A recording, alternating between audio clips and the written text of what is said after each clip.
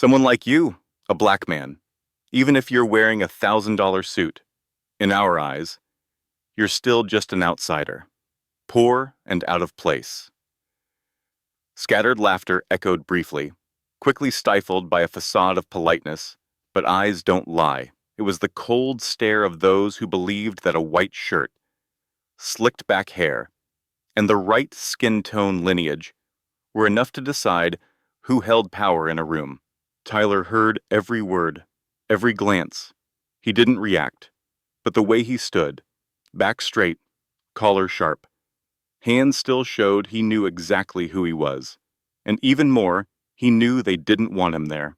That morning, Tyler stepped into Lancaster Global, once the sacred ground of power for his father, Arthur Lancaster, holding a formal invitation marked with a red seal from the board of directors. But he didn't come expecting a warm welcome. He brought something else of very good memory for the faces of those who once laughed at him. "Excuse me, sir, we don't allow strangers up to the 78th floor without verified clearance." A security guard blocked his path, eyes thick with suspicion he didn't bother to hide. He hadn't even asked for Tyler's name. His skin color alone had already marked him as unfit. "I have an invitation." Tyler held out the envelope. The guard stared at the name for a few seconds. When he reached the final line, "Honored guest, Tyler Mensah, CEO, Mensah Technologies," he fell silent. Just then, footsteps echoed from the elevator. Julian Lancaster appeared handsome, fair-skinned, and confident like an Ivy League poster boy. He smiled as though greeting a friend who had just broken into his home. "Oh, Tyler." Julian's voice slid by like a razor pulled the wrong way. "We really didn't expect you to come. I assumed the invitation was more of a formality." That drew a few chuckles from the nearby bystanders. Others exchanged glances. The coldness in their eyes was sharper than the LED lights reflecting off the marble floor. Tyler said nothing. He stepped into the elevator. Julian followed, arms crossed like a real estate agent giving a tour of a house not for sale. 78th floor. Julian pressed the button, then glanced Tyler over from head to toe. "Nice suit. You look like you took a wrong turn from some diversity tech startup fair." It wasn't said to amuse. It was meant to sting. The 78th floor boardroom of Lancaster Global didn't assert its power through technology, but by architecture built to crush hope. The black mahogany walls bore no posters, no awards, because the people sitting inside were the statement, "We are legacy. There's nothing more to prove." Tyler walked in, carrying the silence of someone who knew he wasn't invited out of respect, but out of curiosity. And just as he expected, the whole room seemed designed to devour him the moment he stepped in. No one stood up, no one nodded, only eyes sharp, indifferent, and calculating, as if assessing whether he was a janitor, a new assistant, or just a mistake in the building's security system. Well, look who showed up. A bald white man with a diamond Rolex smirked, his voice booming like a bad TV commercial. "I thought this was a board meeting, not a street performance." Cold laughter echoed like a passing draft. A platinum blonde woman in a Chanel coat muttered just loud enough, "Unbelievable. They really let a tech influencer into this room. Is this headed toward a Vogue photographer auditioning for the Oscars?" Soft snickering rippled from three corners. Another blonde adjusted her Gucci scarf and tilted her head.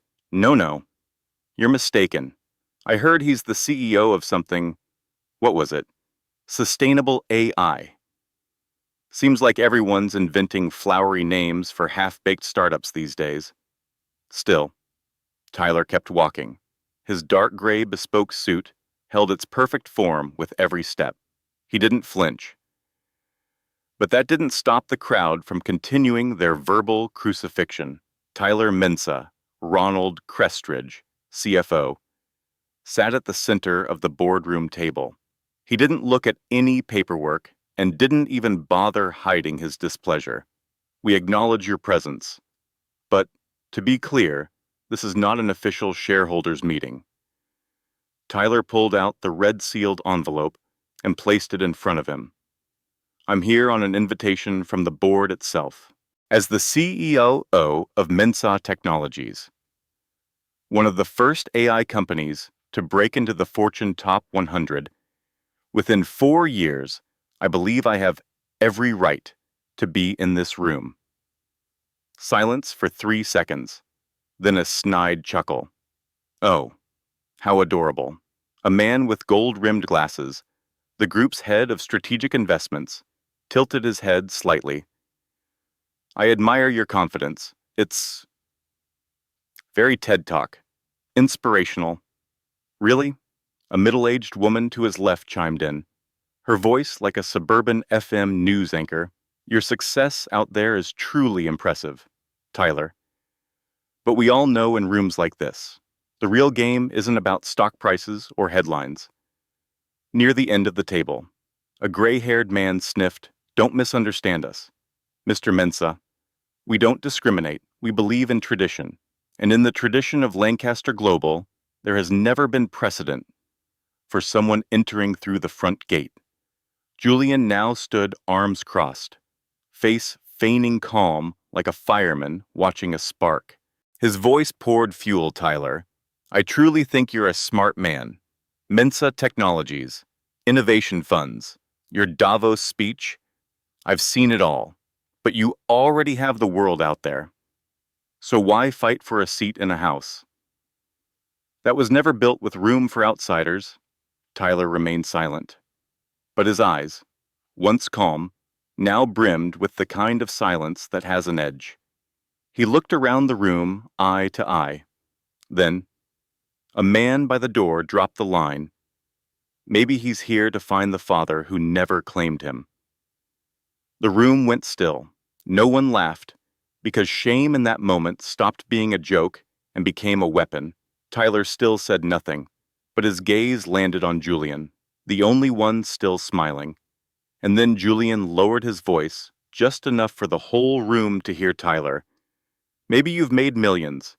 Maybe the press worships you like some rising genius. But remember this, in our world, there are doors someone like you can never walk through. Not because you're not good enough, but because you're not one of us. Tyler gave a slight nod. He stood up, quietly, as if the meeting had never really begun. Thank you for confirming what I needed to hear. But Julian didn't let him go that easily. Oh, Tyler. His voice rang out across the room like a cruel parody. Next time, make sure you don't come in through the janitor's entrance. There's a basement door for that. The room burst into laughter. Not joyous laughter, but the kind forged in layers of disdain.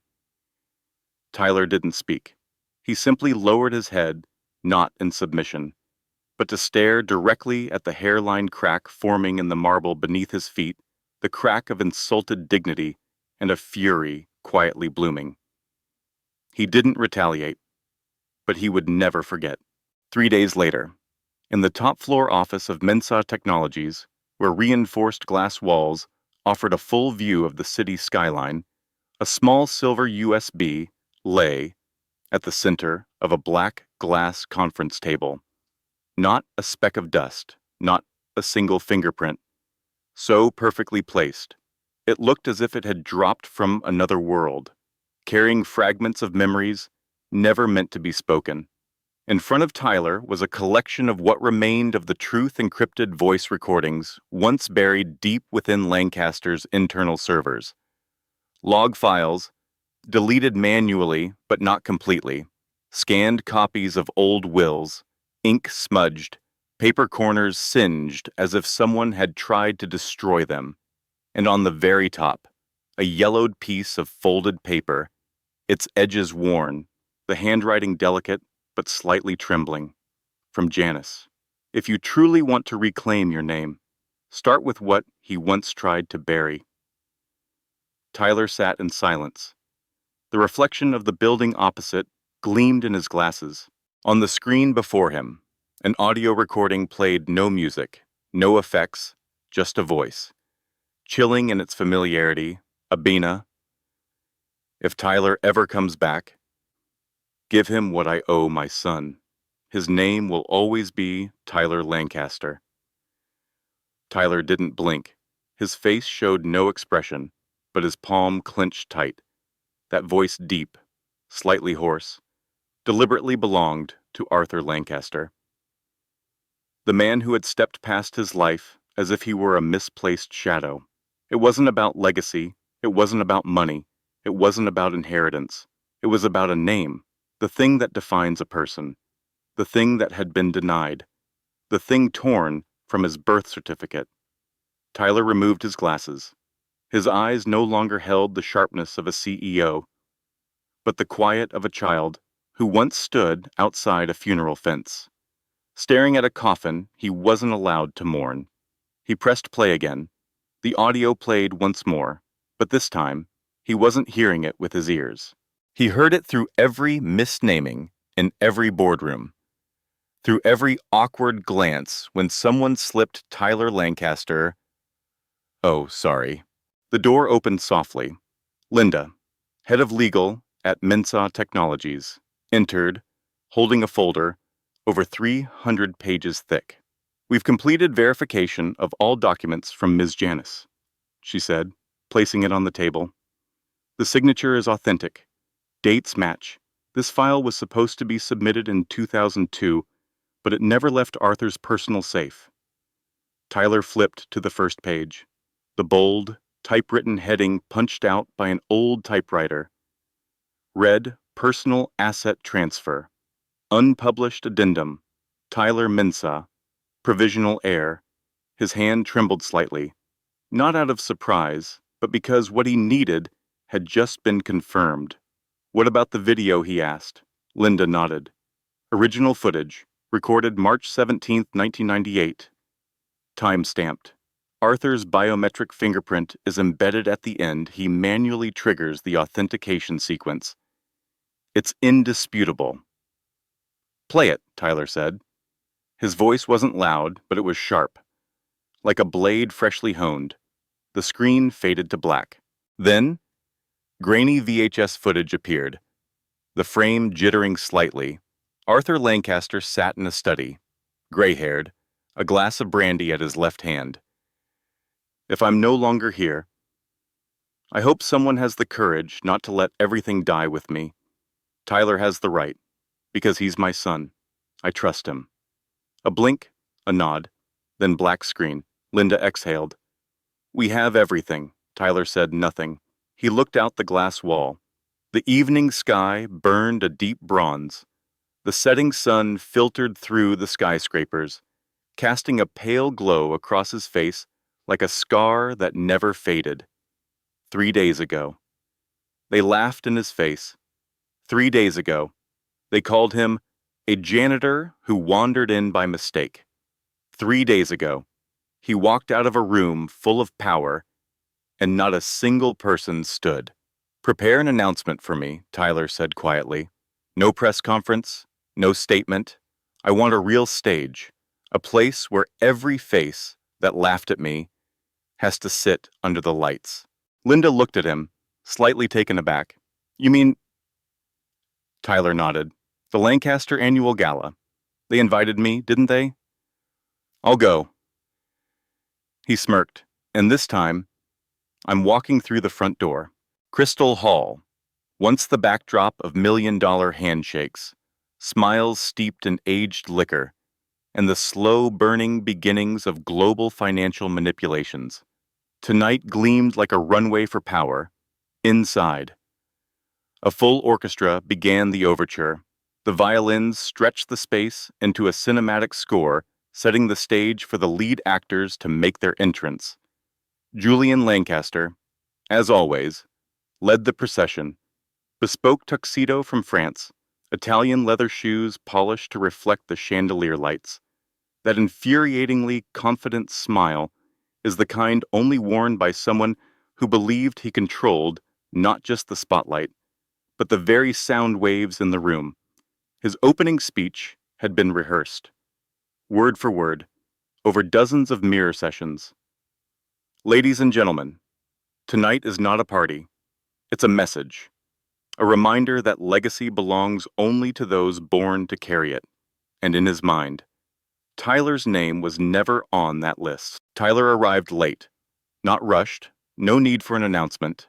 A black Tesla Model S glided silently into the back parking lot.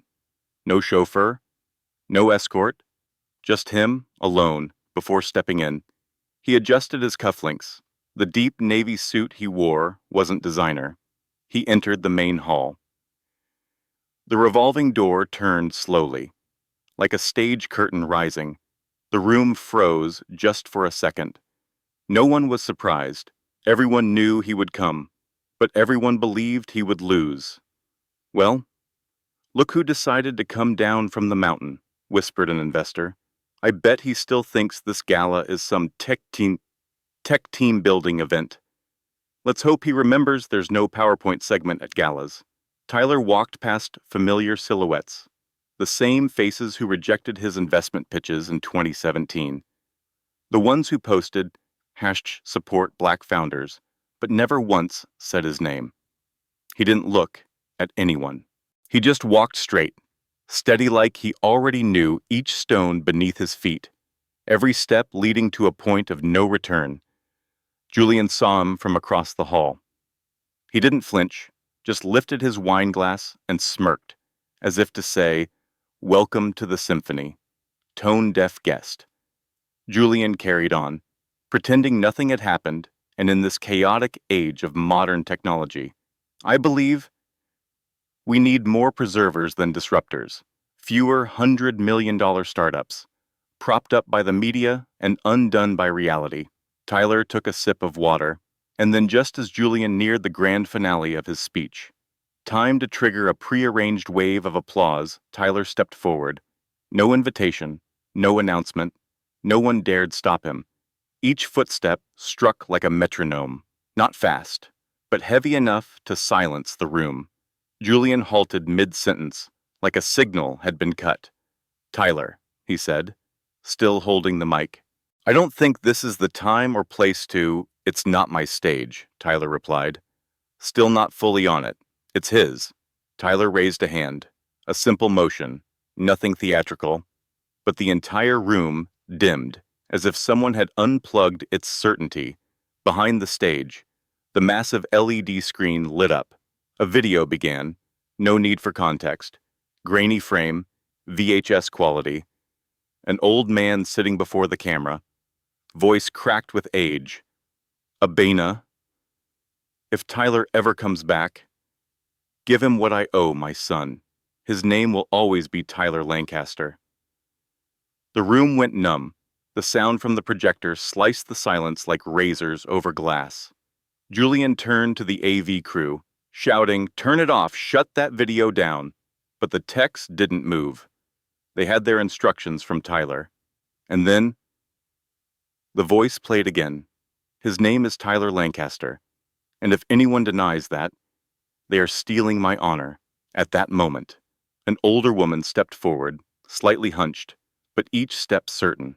Janice, Arthur Lancaster's longtime secretary and legal aide, the woman who knew the inner workings of Lancaster Global since its foundation, who had seen every unpublished will, every classified document, in her hand an old envelope.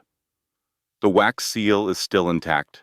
I was the only one who ever backed up this will," she said. "I didn't bring it forward because I was loyal, but today, I brought it because I've been silent for too long." She turned to face Julian, gaze unwavering. Arthur wrote his name in it 23 years ago. His real name, with full inheritance rights. You knew that, and you hid it. Julian was stunned. From his lips escaped two weak words, "No way." Tyler turned to him. "Calm? You didn't build the empire. You only locked it up." The stage lights went out. A single spotlight shone down on the table in the center of the hall. That place was now empty. Arthur's seat. And who would be next? The stage lights went out. A silent heartbeat passed, stretching like a whole decade compressed into a blink. Then, the only spotlight from the high ceiling struck straight down on the table in the center of the hall. Arthur Lancaster's seat, empty. The burgundy leather chair back untouched. The napkin still folded in a triangle. The French porcelain plate unmarked by a knife, as if he was still sitting there, just invisible. Everyone looked toward that light, then looked around. No one moved. No one dared sit down, because the only one who could sit there was the one they had once cast out of this room. In the dimming light, Tyler silently stood by the table. No words, no steps, just silence, as if he too were conversing with that empty chair, with the shadow of a father who had lived his whole life never calling his name in public. Julian no longer moved. He slumped in his chair, hand clenched into a fist, but his fingers trembled, as if someone had just torn off his mask before the entire upper class. Mrs. Janice, who had just come out with the original will, stood at the edge of the stage, her eyes not leaving Tyler. From her sleeve, she quietly took out an old key, the kind used for a document safe, and a pale yellow envelope, sealed with red wax engraved with the name A.L. He left this, not in the will, told no one. But I think it's time. She walked toward the light, her hand reaching toward Tyler. No one stopped her. No one dared. Tyler took the key and envelope. His hand lightly touched the red wax seal, as if to ask the man one last time, why, but he didn't open the envelope. No need. Not here. Not in front of them. The speakers came back on. No one controlling them. It was the automatic system, replaying the final part of the recording. Arthur's voice was lower, softer, as if speaking only to Tyler. And if you're hearing this part, Tyler, maybe by then you're no longer angry, or maybe you'll still choose silence. Either way, I hope you understand. The room fell into complete silence. All eyes turned to Tyler. No more disdain, no more sarcasm, only waiting, as if every breath was holding on to a moment that could rewrite history. But Tyler didn't step to the table. He turned away. A soft gasp sounded from the guest seats. A few began to whisper. A white woman touched her husband, asking softly, "He's not taking it, an old man." Senior advisor at Stonehill Bank, mumbled as if lost. If it were me, I'd take that seat in a heartbeat. But Tyler had walked past that table, not stopping. He stepped off the platform, handed the key back to Janice. His voice rang out. For the first time since the video ended, if all I do is sit in that chair, then how am I any different from those who kept it by denying me? The entire hall fell silent. I don't need anyone's seat. I didn't come here to be handed back what was once taken. I came to prove I can build something of my own that this whole world will have to look at. And then from the back, a hand clapped. One, then two. Then an entire row stood up. For the first time, Tyler Mensah stood in the light. And for the first time, they couldn't see him as an outsider anymore. The first hand that clapped did not come from a friendly person, not from a hidden ally, but from Mr. Walter Denham, chairman of the Legacy Partners Investment Fund, who once publicly called Tyler a media dark horse without pedigree. The entire first row stood up simultaneously, men in black tuxedos, women draped in dark fur coats. All applauded, not evenly, not in unison, but genuinely, and loud enough to drown out the silence that had clung to the ceiling of the room for the past 30 minutes. The applause did not come from those who adored him, but from those who no longer had enough reason to deny.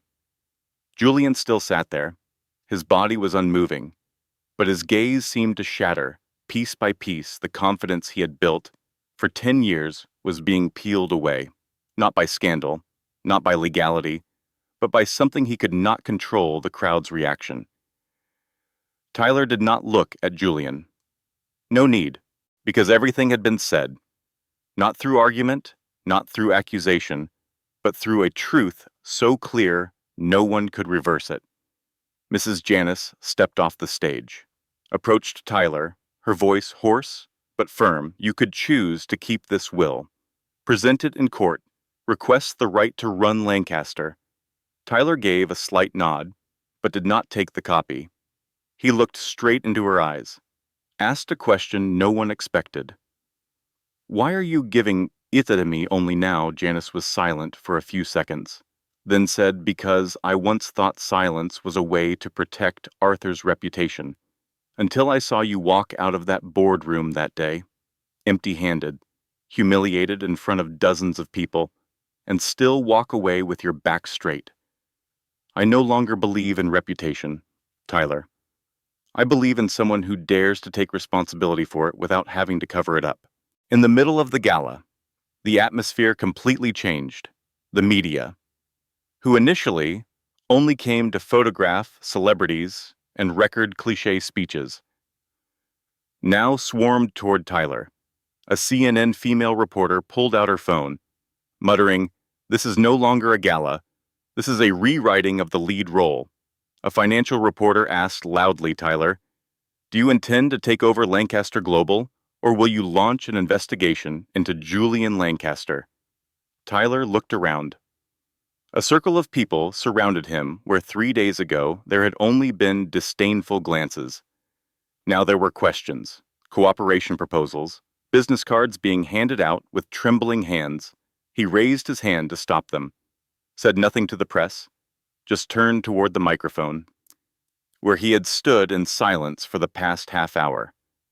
"I didn't come here for revenge, because revenge only has value when we believe those people are still worth targeting. I came here to dismantle the myth you once worshipped, that only those with the right surname deserve to rule. Not all biological sons deserve to be heirs, and not all those pushed out of the family photo are too weak to print a whole new frame of their own." At the end of the room, Julian stood up abruptly. His face had lost all color. He gripped his wineglass so tightly that the rim cracked. "You can fool them, but you can't fool the system, Tyler. You'll never be a real Lancaster." For the first time, Tyler looked him straight in the eye. His face wasn't angry, it wasn't insulting, it held only clarity. "And you will never be someone brave enough to step out of that name and actually do something." From the right side of the stage, a voice rang out, "We need to speak with you privately, Mr. Julian." Two men in navy blue suits, SEC inspectors, stepped forward and presented their badges. The entire room turned toward them. Julian stood frozen. The hands that once clapped the shoulders of investors now trembled as if they had lost all feeling. The official investigation into asset manipulation, will suppression, and internal evidence destruction had just begun. Julian stood frozen. His hand still held the wine glass, more than half empty, but he hadn't taken a sip since Tyler stepped onto the stage. One of the inspectors pulled out a hard envelope. Holding it out, there are a few clauses related to falsified financial records, unauthorized internal share transfers, and he paused, looked around, then ended with a slight hook of his finger, and documents that were intentionally omitted in the group's testament report. Tyler didn't step closer. He only took a step back. Just enough distance for Julian to understand this was not a confrontation. "I didn't report anyone," Tyler said softly, just enough for Julian to hear. "I just told the truth. Those with ears came on their own." Julian turned his head. His eyes, once full of arrogance, were now bloodshot, as if his rage no longer had the strength to keep him standing upright. He mumbled, "You think you've won." Tyler didn't respond. He just looked at him, as if speaking through his gaze, "I don't need to win. I just need you to lose on your own." Just as Julian was about to walk away with the two inspectors, a woman's voice called out from the middle row, "Wait!" All eyes turned back at once. A brown-haired woman with sharp eyes, holding a glass of untouched wine. Emma Weissman, the highest-ranking remaining board member of Lancaster Global. If Mr. Julian is under investigation, then the acting CEO position needs to be activated immediately. A murmur spread. Emma turned toward Tyler, and according to Appendix Clause C, which was never revoked, if the original heir has valid verification and proven capability through independent management, then he may serve as interim CEO for 90 days. What was Emma doing? Supporting or pushing Tyler into another spiral? Tyler frowned. "I'm not asking for that position." Emma shrugged. "You don't need to. The policy was written to prevent a crisis, not to seek permission." Another man, the group's in-house attorney, slowly confirmed she's right. If the board doesn't hold an emergency meeting within the next 24 hours, the CEO position will automatically transfer to the valid heir. The entire hall felt like it had been doused with cold water. What was a legal scandal had now turned into a sudden power transfer. Julian stood stunned.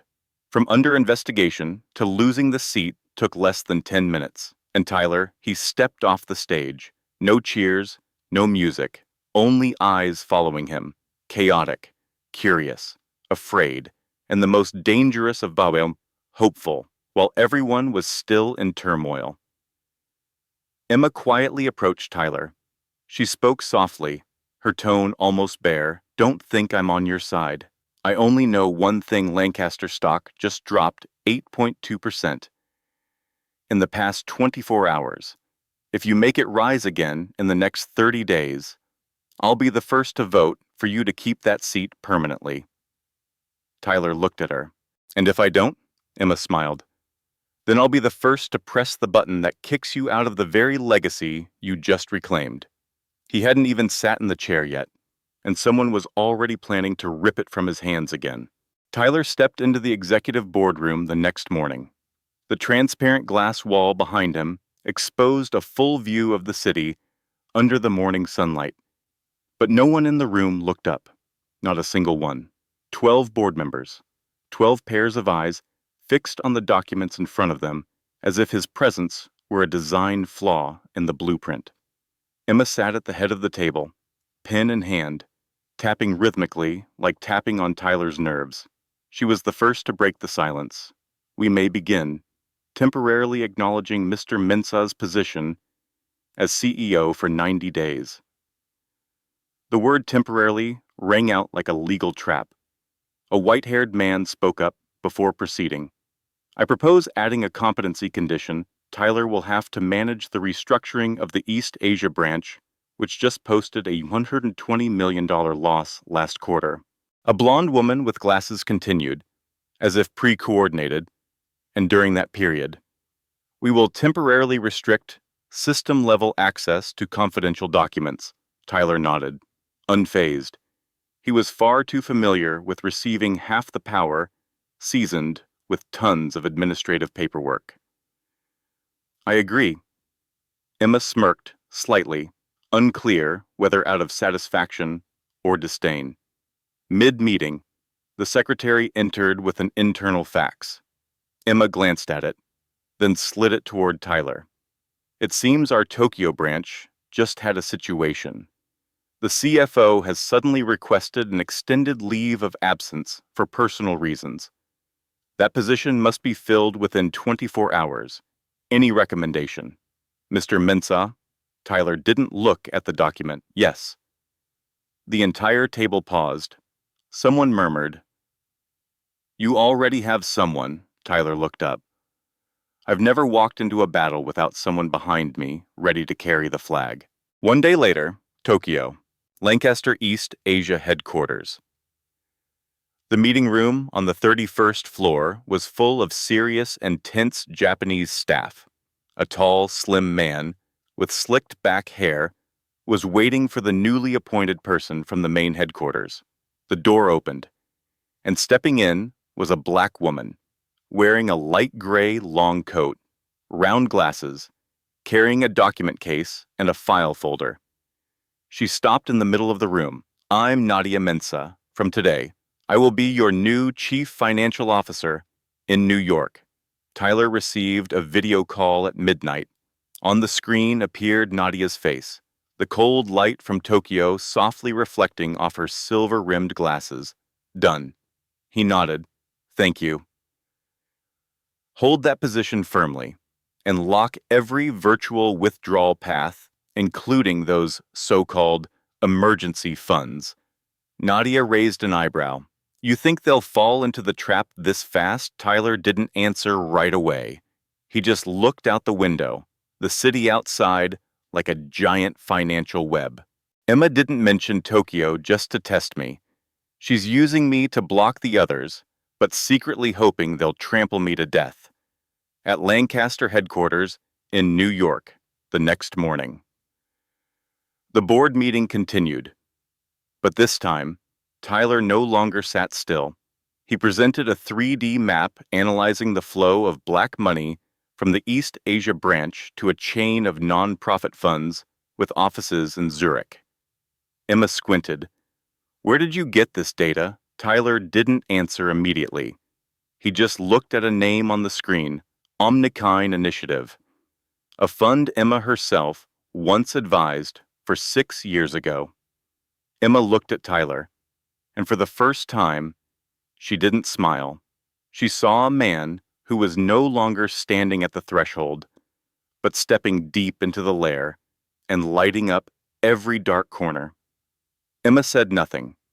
She simply stood up, slowly left the table under the confused eyes of the board members. The door closed behind her. Inside, no one dared breathe loudly, because they all knew someone like Emma if she's silent. Then the storm behind that door is not a passing breeze. 3 hours later, Lancaster Building, 12th floor, technical room. Tyler stepped into the corporation's auxiliary server room. There, Marcus, the chief systems engineer, was waiting for him. Inside virtual storage drive number 4, there's an artificial firewall structure. It only activates when someone tries to access data related to the humanitarian funds in Zurich. Tyler nodded. So there's someone, or a system, programmed to monitor and shut down tracking. Marcus bit his lip. Not 1, 4. Emma wasn't acting alone. She had built an entire multi-point surveillance network. That meant there were others, or a group, above her. At the same time, in Zurich, a black car stopped in front of the Omnikine Initiative headquarters. A man stepped out. His face did not appear in any official database, yet he had clearance to access all security levels of the building.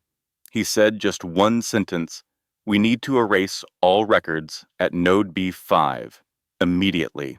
A staff member staggered, asking again, "But that's the root node distributing data from the Human Bridge projects."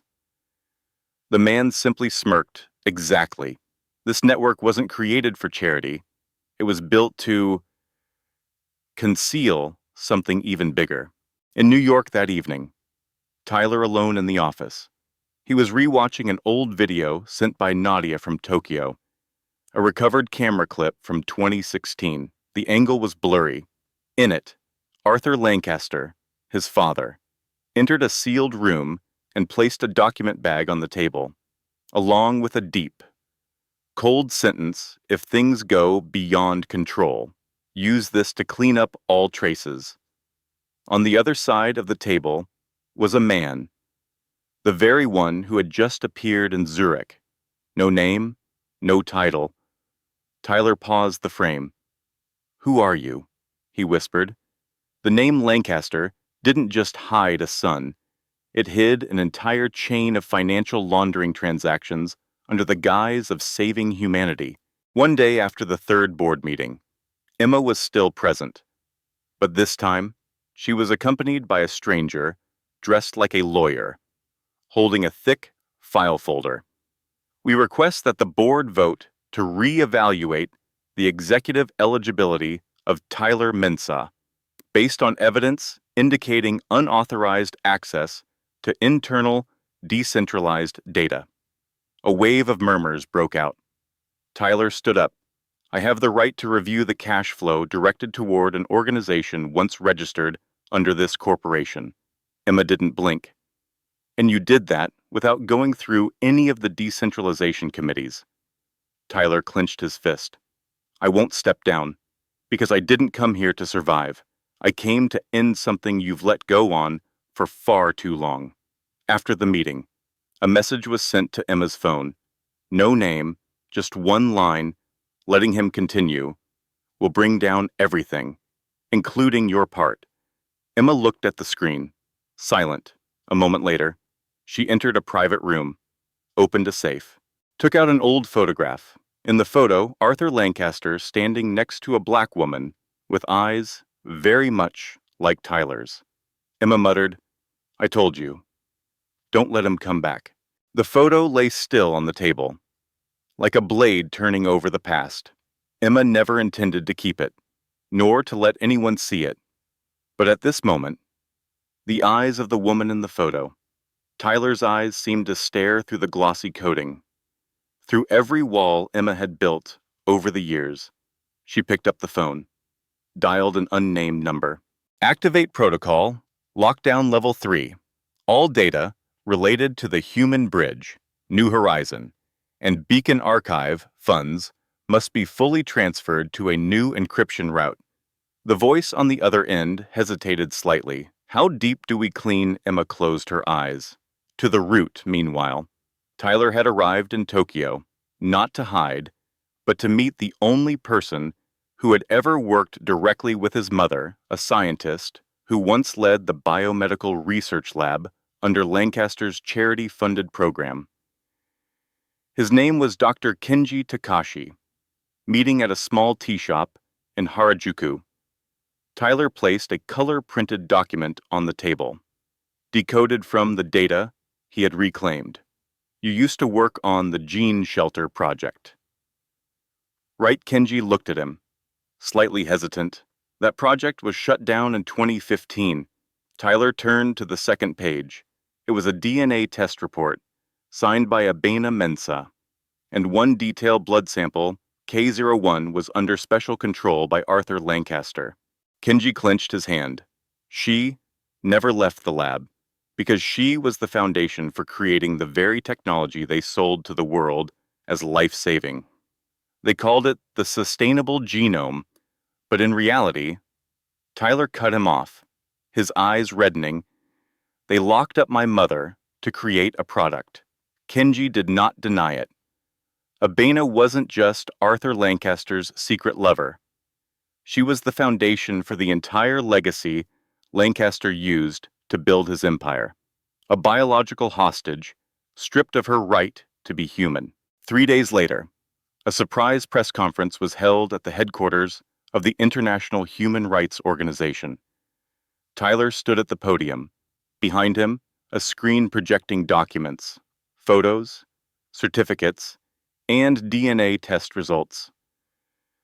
There was no harsh accusation, only one sentence: no one deserves to be turned into a legacy, especially the person who gave birth to me.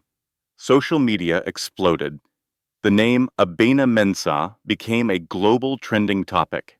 4 hours after the press conference, at Lancaster Group headquarters, the entire 78th floor was locked down.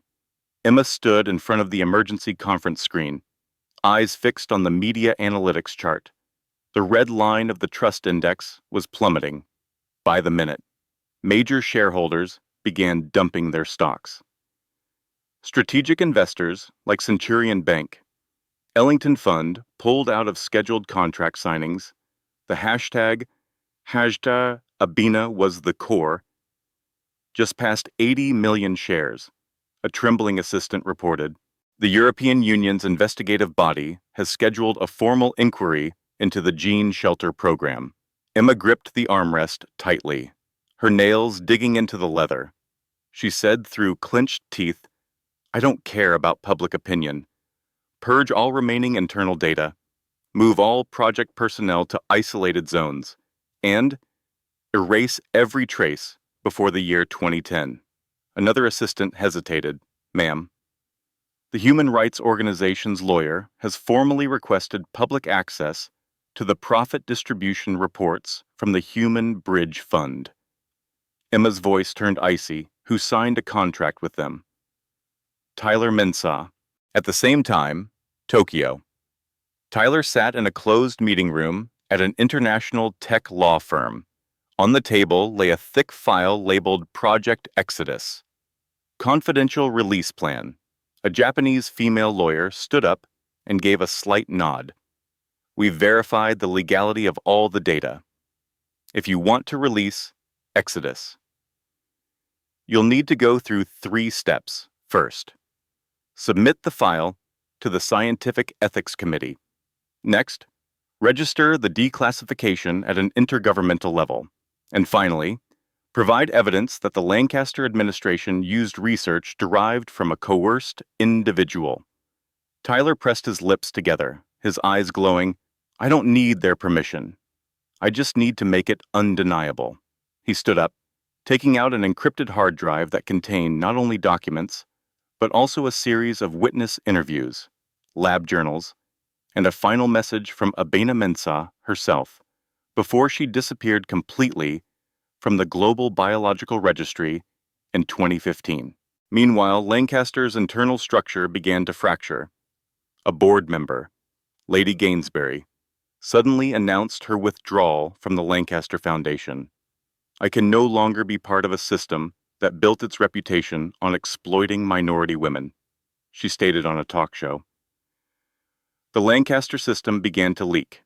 Each day, a piece of info, a hidden file, an email surfaced on independent forums, all traced back to an anonymous channel Echo 93 with a digital signature matching the laboratory where Abena was once held in secret. That night, in a private secure room inside the Mensah Technologies data center, Tyler stood alone, looking up at the projection screen. The system asked, "Activate Exodus. This action is irreversible." He didn't answer immediately. He simply pulled from his pocket a small tape, the final recorded message from Abena. His mother, "If you are brave enough, then use your name to protect them all." Tyler pressed the button. The screen lit up. Exodus activated. Servers around the world began receiving data. The hidden history was no longer locked. 24 hours after Exodus was activated, servers across all continents began receiving the signal simultaneously. Major news outlets, from Reuters to Al Jazeera, issued urgent bulletins, declassified Exodus files. A portion of biotechnology history has been falsified, concealed, and exploited since 2008. In the European Union Parliament meeting room, an elderly legislator had to remove his glasses to wipe the sweat from his forehead. Behind him, a screen displayed the image of a pregnant black woman, Abena Mensah, in a lab coat, her eyes blazing with intensity. At the same time, more than 17 countries announced the temporary suspension of joint venture contracts with Lancaster Group. The stock market reeled. Major investors began invoking humanitarian clawback clauses, a provision never before triggered in financial history. The board of directors was in disarray. Emma no longer sat in the central seat. A board member, voice trembling, asked, "Are we going to open dialogue?" Emma simply gave a faint smile. She knew her time was over, but she also knew that collapse could spread in 2 ways: shatter quietly, or drag others down with it. She turned to the legal team. Prepare the documents to sell off all my shares and send an invitation to New Rise Ventures. The assistant blinked in confusion. New Rise?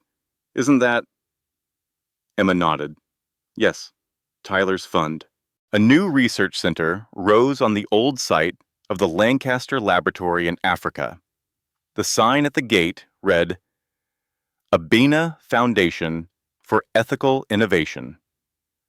Tyler stood at the inauguration ceremony. Surrounding him were young scientists.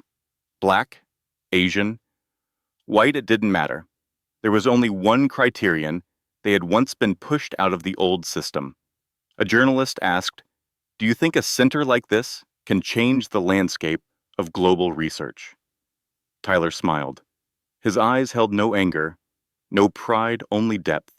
As if just cleansed by a storm, I don't need to change the whole world. I just need the world to remember that it once forgot a woman like my mother. Silence fell. Then applause.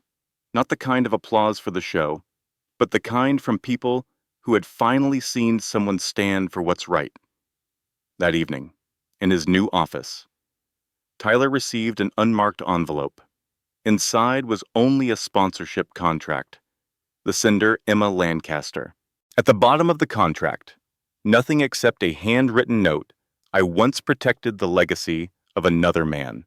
Now it's my turn to support someone worthy. Tyler stared at the words for a long time. Then, without hesitation, he picked up a pen and signed. The camera panned to the window. Above the Nairobi sky, the lights of the new center illuminated a single slogan: No legacy is worth more than a life.